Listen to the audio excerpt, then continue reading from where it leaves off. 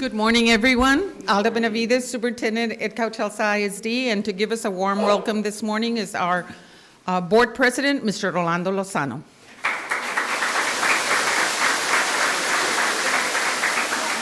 Thank you. First of all, thank you all, everyone for being here. It's a big day for our district. It's always a good day to have Congressman here because most of the time when Congressman shows up, he brings a check with him. So for us, it's always good seeing you, Congressman. But again, welcome. Thank you all for being here. But most importantly, I'd like to welcome Congressman Vicente Gonzalez. He's always been an advocate of our area, huge proponent of public school districts and public school education.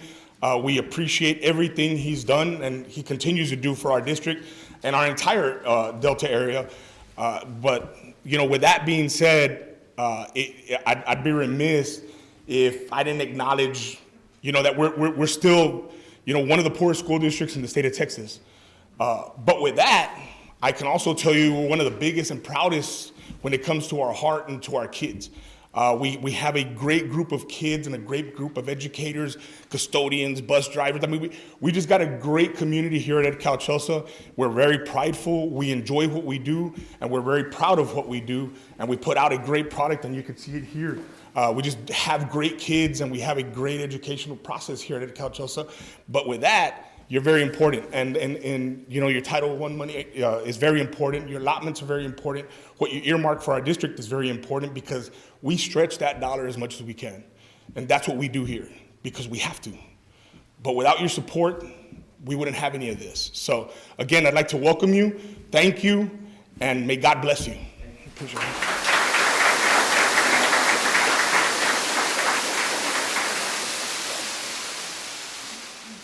Thank you, Mr. Lozano. I couldn't have said it better than that.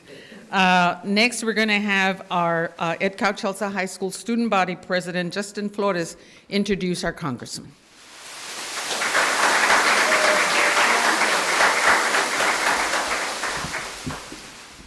Hello, I'm Justin Flores, the Edcouch-Elsa High School Student Body President, and I'm going to be reading the biography of the Honorable Vicente Gonzalez, U.S. Congressman, 34th District of Texas.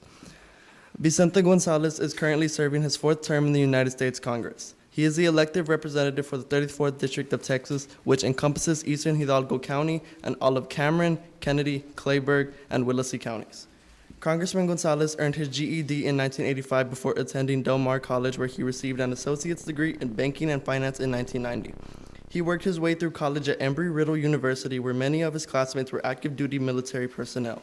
He earned a bachelor's degree in business aviation in 1992 and later earned a Juris Doctor degree from Texas Wesleyan University School of Law, now Texas A&M School of Law, in 1996.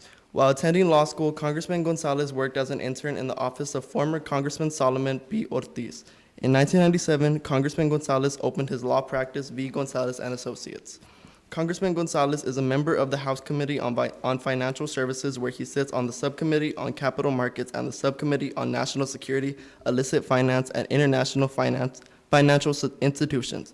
He is also a member of the U.S.-Mexico Interparliamentary Group.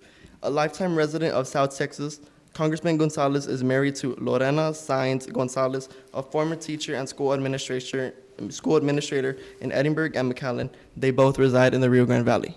Thank you.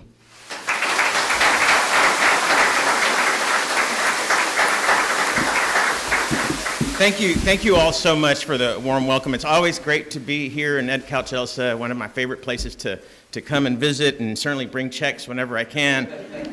So thank you. For those who don't know me, I'm Congressman Vicente Gonzalez.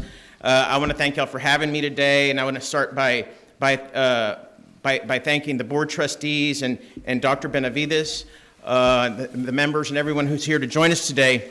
It's always an honor, as I said, to come here, and as a husband of a former educator and school administrator, I know the importance of bringing resources to districts, and especially to some of the poorest districts in the country that deserve it more than anyone else. And as someone with an unconventional education journey, I understand how vital parental involvement and positive reinforcement from our educators are, and everybody that's here I know cares about our education system and cares about the young people in this community. I also understand the importance of making sure our schools receive the federal funding they deserve, like Title I which is used to improve curriculum, instructional activities, counseling, parental involvement, staff development, and so much more. And I've never celebrated Title I funding like I have this recently in this cycle because we fought so hard for it. And we brought over $160 million to our congressional district. But this money was on the chopping block this year. And if you follow, you'll see some of my opponents supported dissolving Title I, and this is in Washington. And the bill actually passed subcommittee. It had gotten further than ever before. We've brought over $60 billion of education funding to South Texas since Title I funding began. And Title I funding is by no means a freebie. Title I funding is to level the playing field and assure our kids have the extra resources for computers, for special programs, for more teachers, for more qualified personnel, and assure that they are ready to go to college, to go to good universities, and can compete with anyone in the country. And that was the intention of Title I funding. And we have people in Washington that are trying to cut this funding right now. This cycle, we brought $160 million to the congressional district, but over time, it's been billions of dollars. And it's something that we can't ever take for granted. We got to keep fighting for it and knowing that those resources are important. And I'll quote Horace Mann, who famously said, "Education is society's greatest equalizer." And I know it is, because it was for me. And I know how important it is for communities like Edcouch-Elsa. So I want to thank you. And the economic growth we've seen in the region is a testament to the education investments that we've made here in our area. Our children are growing up and with a higher quality education than ever before, which has uplifted our communities. And we're seeing it. We're seeing it here in the Valley. If you go back just 20 years ago, 30 years ago, you see our poverty level decreasing, people earning more money. Infrastructure around our region is starting to look more like bigger cities in the state. And at the end of the day, it's us doing it. It's people who are going to school, who are going to college, who are getting the technical jobs they need to get higher paying jobs. And when I went to Washington eight years ago, I said, I'm going to help bring jobs down. But I don't just want jobs. I want high-paying jobs, jobs that are going to pay for people to live good lives, to be able to send their kids to get a good education. And it begins by the support of our federal government. We need to have the support of our federal government, making sure every school district receives the resources they need. We know communities like Edcouch and Elsa don't have the local tax revenues to support the resources they need. So I'm going to continue to fight for those monies.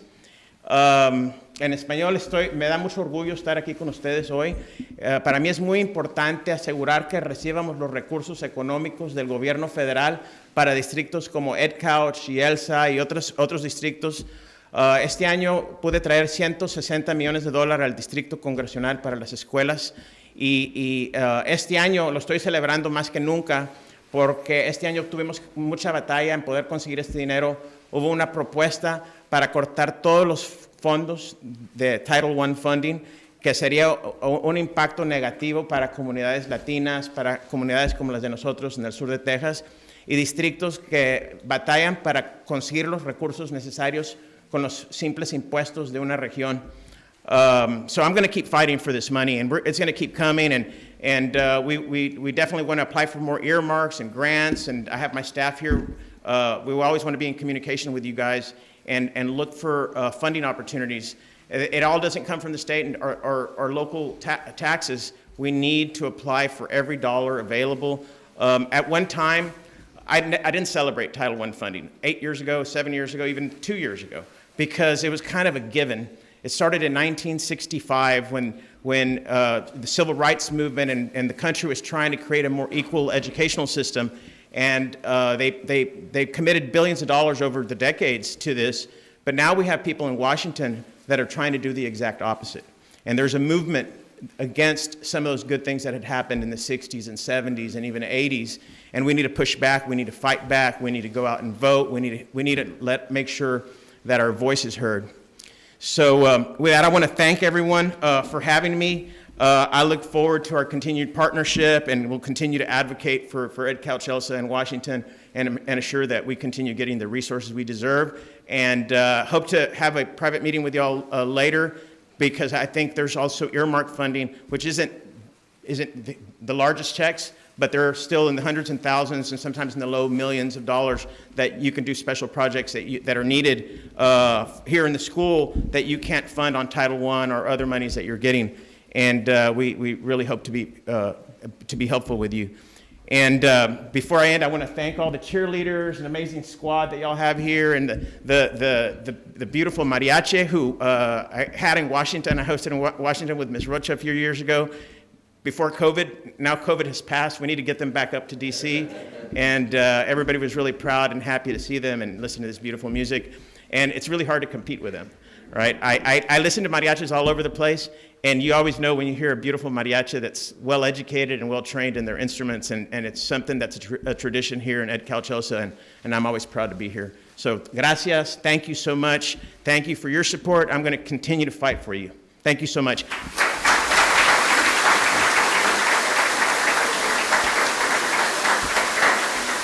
And if there's any questions, I'll be happy to answer any questions to the press. Si tienen alguna pregunta, con mucho gusto estaría dispuesto a contestarlas, o después, or we could do interviews afterwards.